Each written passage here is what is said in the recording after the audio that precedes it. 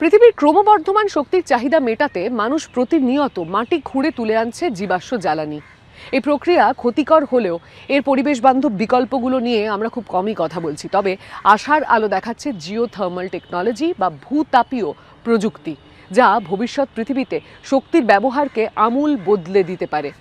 চলুন এই প্রতিবেদনে আমরা খুঁজে দেখি মাটির গভীরে লুকিয়ে থাকা সেই রহস্যর গল্প, যা ভবিষ্যৎ পৃথিবীতে শক্তির টেকসই সমাধান হতে চলেছে। পৃথিবীর কেন্দ্র থেকে কি শক্তি পাওয়া সম্ভব? আইসল্যান্ড ঠিক তাই করছে। দেশটির মোট শক্তির 2/3 আসে বিশেষ এক ধরনের পুনর্নবীকরণযোগ্য উৎস থেকে, তা হলো ভূতাপীয় শক্তি। ভূগর্ভের গরম জলের স্তর থেকে তারা তাপ ও বিদ্যুৎ উৎপাদন করছে 7 দিন 24 ঘন্টা। বিশ্বের অন্যান্য দেশও এই সাফল্য পেতে চায়, কিন্তু একটি শর্ত আছে। এই পদ্ধতি শুধুমাত্র সেই সব এলাকায় কাজ করে যেখানে ভূগর্ভে গরম জলের স্তর আছে, আর সত্যি বলতে এমন জায়গা খুবই কম। কিন্তু নতুন এক পদ্ধতি পৃথিবীর কেন্দ্রের শক্তিকে ব্যবহার করে যে কোনো জায়গায় ভূতাপীয় শক্তি ব্যবহারের সম্ভাবনা তৈরি করেছে।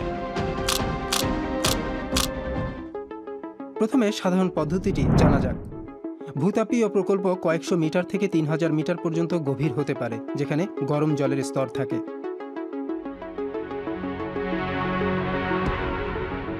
সেখান থেকে গরম জল তুলে এলাকার তাপ উৎপাদন বা শক্তি উৎপাদন কেন্দ্রে পাঠানো হয়।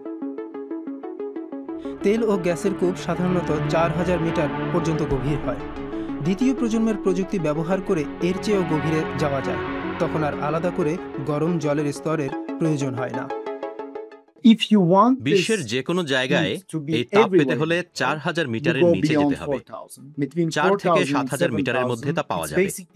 এটা অনেকটা সৌরশক্তির বা বায়ুশক্তির মতোই সব জায়গায় পাওয়া যাবে। প্রতি কিলোমিটার নিচে নামলে তাপমাত্রা গড়ে 25 থেকে 30 ডিগ্রি বাড়ে। যত গভীরে যাবেন তত বেশি শক্তি পাওয়ার সম্ভাবনা রয়েছে। 2000 মিটার গভীরে, যেখানে পৃথিবীর তাপমাত্রা 150 ডিগ্রির বেশি, সেসব জায়গা ভূতাপীয় শক্তির জন্য উপযুক্ত, যা এই মানচিত্রে দেখা যাচ্ছে। তাপ ও বিদ্যুৎ উৎপাদনের জন্য এই তাপমাত্রা যথেষ্ট। 4000 ও 7000 মিটার গভীরের জন্য এই জায়গাগুলো উপযুক্ত। এই সবগুলো স্থানকে কাজে লাগানো হলে তা দিয়ে আমাদের বর্তমান বিশ্বের বার্ষিক চাহিদার 150 গুণ পর্যন্ত বেশি বিদ্যুৎ উৎপাদন করা সম্ভব। কিন্তু গভীরে খনন করলেই শক্তি পাওয়া যাবে না, তাহলে উপায় কি? জার্মানির বাভারিয়া অঞ্চলের একটি ছোট গ্রামে একটি নতুন পদ্ধতি পরীক্ষা করা হচ্ছে। কানাডার ইভোর কোম্পানি 2026 সালে এখানে তাদের প্রথম বাণিজ্যিক ভূতাপীয় বিদ্যুৎ কেন্দ্র চালু করবে। এটিকে বলা হয় ইভোর লুপ।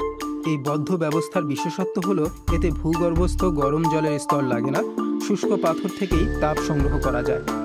ধরুন ভূপৃষ্ঠের 5000 মিটার গভীরে এভাবে দুটি কূপ খনন করা হলো। সেগুলোর সঙ্গে সংযোগ রেখে আনুভূমিকভাবে আরও কূপ তৈরি করা হলো। এরপর মূল দুইটি কূপে ঠান্ডা জল পাঠানো হয়। গরম পাথরের সংস্পর্শে জল গরম হয়ে উপরে ফিরে আসে। এই তাপ দিয়ে আঞ্চলিক তাপ ব্যবস্থাপনার মাধ্যমে ঘর গরম রাখা যায়। এছাড়া বাষ্পচালিত টারবাইন দিয়ে বিদ্যুৎও উৎপাদন করা যায়।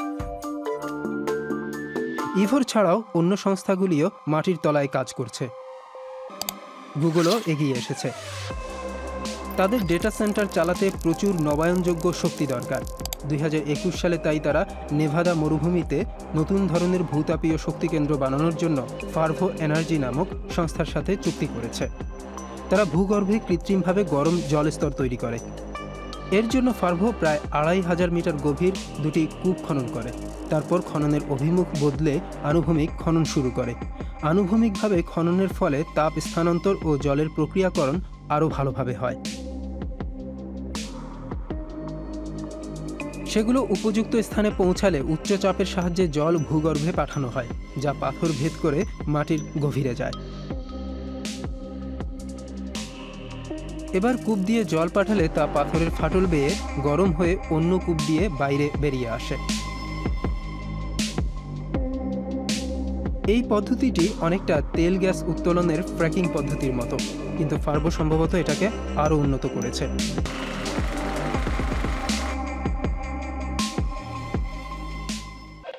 কিন্তু এ নিয়ে সম্ভবত কিছু উদ্বেগও আছে, তা হলো ভূমিকম্পের ঝুঁকি।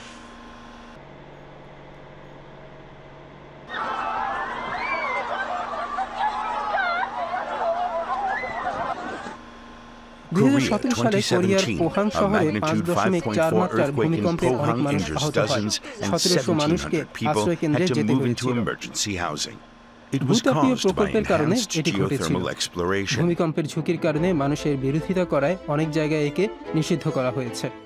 ফার্ভো দাবি করেছে তাদের প্রকল্পে নিরাপত্তা ব্যবস্থা কঠোরভাবে মানা হয়। অন্যান্য নতুন প্রযুক্তির মতো আগামী দিনের ভূতাপীয় শক্তির প্রধান বাধা হল উচ্চ খরচ। আইইএ জানিয়েছে ভর্তুকি ছাড়া নতুন ভূতাপীয় শক্তি থেকে তৈরি বিদ্যুৎ সৌরশক্তি বা বায়ুশক্তি থেকে তৈরি বিদ্যুতের তুলনায় কয়েক গুণ বেশি ব্যয়বহুল। 4, 5 বা 10,000 মিটার গভীরে খনন করলে অধিক শক্তি পাওয়া যায়, কিন্তু খরচও বাড়ে। এই খরচ কমাতে তেল ও গ্যাসের বড় সংস্থাগুলির মতো অপ্রত্যাশিত জায়গা থেকে সাহায্য পাওয়া যেতে পারে। drilling, cementing, finishing, খনন, closing কূপ the তৈরি, তা wells. বন্ধ If you করা, spend এইসব কাজের জন্য যা $100, খরচ হয় তার 80% এরই মধ্যে তেল গ্যাস কোম্পানিগুলো of this তাদের কাজের জন্য করে থাকে। is basically oil and gas industry's bread and butter. ফার্ভোতে 90% কাজই তেল ও গ্যাস শিল্পের কর্মীরা করে থাকেন, কিন্তু জীবাশ্ম জ্বালানি শিল্প নতুন ভূতাপীয় শক্তি গড়ে তুলতে মাত্র $14 কোটি বিনিয়োগ করেছে। They are waiting and তারা অপেক্ষা trying করে to দেখতে see চায় whether এই প্রযুক্তিতে an কোনো বড় innovation অগ্রগতি হয় কিনা। breakthrough is going to happen for geothermal as well. এর ফলে কাজ থমকে আছে। বড় মাপের বিনিয়োগ ছাড়া বড় অগ্রগতি সম্ভব নয়। এর জন্য উন্নত নিয়মকানুন দরকার, অন্তত ন্যূনতম নিয়মকানুন।